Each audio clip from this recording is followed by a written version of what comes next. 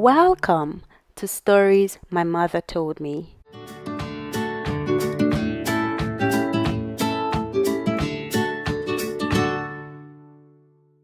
The title of today's story is A Cinderella Story.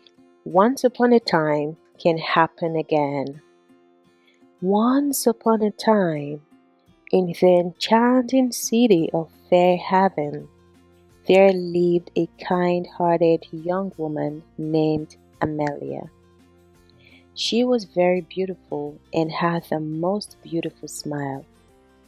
People around her always looked forward to be greeted by her warm and always cheerful demeanor. She would sing along the road and smile at everyone. It was believed that she brings happiness into everyone's life. You must be thinking that she had a perfect life. Well, her life was very far from perfect. There is a chasm between her life at home and her deportment. Anyways, let me tell you a little bit about her family. Amelia's parents were a very lovely couple who did their best to be amazing parents. They showered her with love and affection, and all three of them were inseparable, and they all lived happily ever after. Happily ever after only happens in fairy tales. It doesn't exist in real life. Let's start all over again. Sadly, when Amelia turned 8, their lives were interrupted when her mom became sick and she knew she was gonna die. Her husband tried all he could, but her body was already too weak. On her dying bed, she asked her husband to promise to take good care of their daughter, which he did. Shortly thereafter, she died. This brought great sadness to both of them as their lives were no longer complete. As time went by, Amelia's dad did all he could to make sure she never felt unloved. He would play the role of both parents, and before long, Amelia returned to be the happy child she used to be. After some time, Amelia's dad, Warren, met a woman and he fell deeply in love with her, and he thought that remarrying would do Amelia more good than now. He asked her to marry him and she agreed. She moved in with her daughter Cassia, who was the same age as Amelia. Amelia was over the moon, as she now had a sister to spend time with. Her stepmother had no trouble living with her, but she is so self-centered and she worried about Cassia having to share their father's riches with Amelia. She pretended to love her like her own daughter, and this gladdened Warren's heart. Now that his daughter has a mom to look after her, he decided to embark on a long business trip. That morning, he gathered his family together and bade them farewell. He asked his daughters what he should get them on his return. Cassia wanted beautiful princess dresses, while Amelia only asked for a rose flower. He hugged them and left. Amelia cried, as this is the first time she will be separated from her father. However, she consoled herself with the thought that she now have a new family that loves her. Little did she know that her life is about to become miserable. As soon as Warren left, everything took a drastic turn for Amelia. Her days were filled with mundane tasks and endless chores as she worked tirelessly for her stepmother and stepsister. She does literally everything, while her sister does absolutely nothing. She would cook, but never allowed to eat from the meals. Instead, her stepmother would make her feed from their leftover. She was thrown out of the main house to live in the basement. Many nights she would shiver, and other nights almost frozen. Every day she would cry herself to sleep and wish her mom was there to comfort her. Despite their challenges, she remained hopeful, believing that kindness and goodness would prevail. Now, let's return to the beginning of our story. Time went by so fast, and Amelia grew up to be an astounding young lady. People loved her wherever she went, and her name was known all over the place.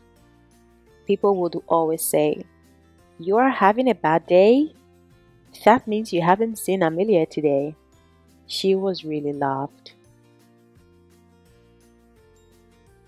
In the meantime, in the heart of Fairhaven, there was a grand ball announced by the renowned philanthropist Sir Clarence.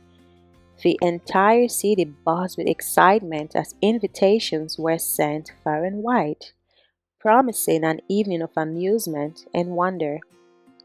Amelia, yearning to take a break from her daily routine, could only dream of attending such a magnificent event. But she knew that it could only be mere wishful thinking, as her wicked stepmother will never let her attend. Even if she did find a way, she doesn't even have what to wear. Unknown to Amelia, Sir Clarence had heard tales of her selfless deeds and unwavering kindness. Intrigued, he decided to extend a special invitation to her, secretly hoping to bring a touch of glamour to her life. One day, as Amelia was lost in her chores, a letter arrived, sealed with a royal seal.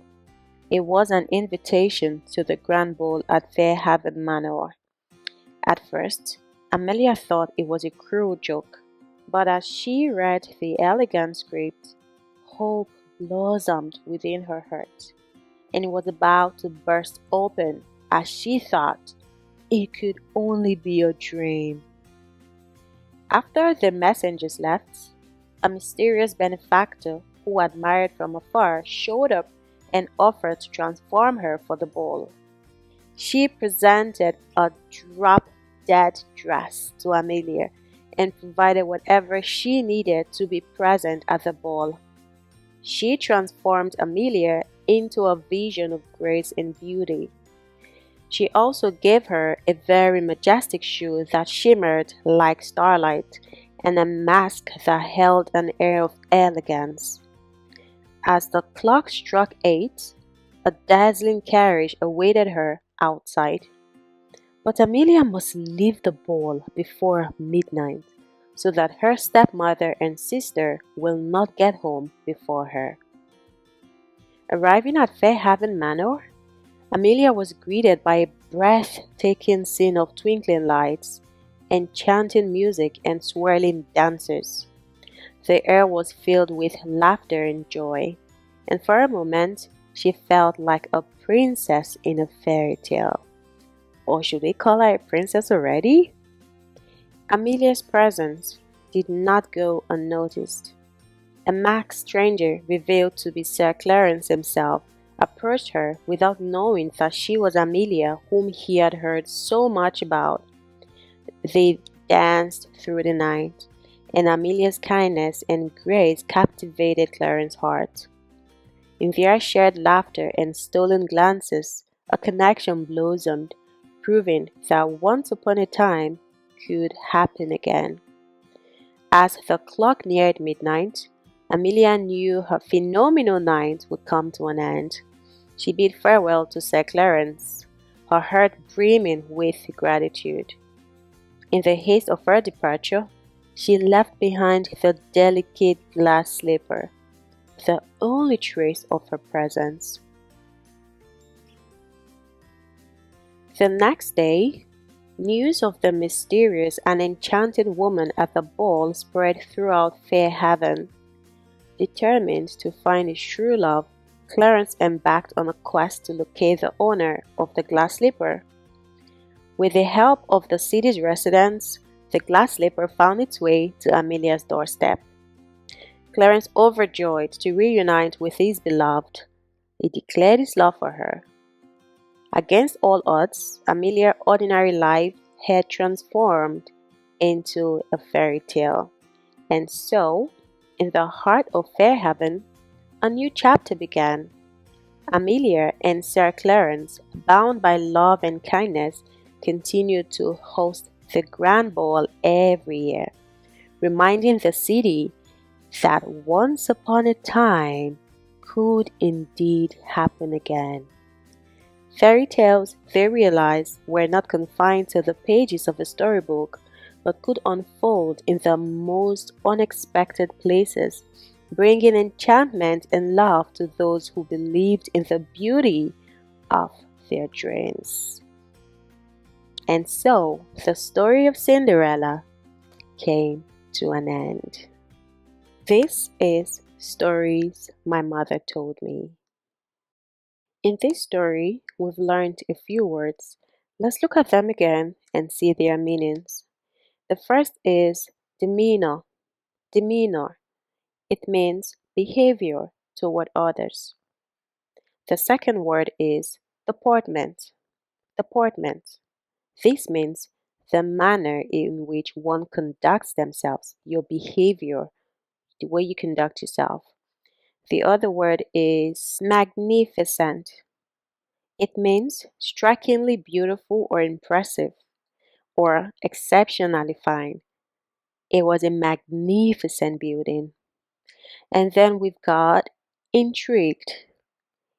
It means having one's interest, desire, or curiosity strongly aroused. I was intrigued. I was interested. I was aroused. Then we've got benefactor. Benefactor. This word means someone or something that provides help or that benefits others. Amelia's benefactor. Then we've got chasm. Chasm. It means separation or clear difference between two things. The chasm between the rich and the poor. Then we've got quests. Quests. An act or instance of seeking for something or making an inquiry. These are the words we've learned in this story. If you enjoyed watching this video, please like, subscribe, and share with your friends as these help us grow. Thank you and see you in our next story. Bye!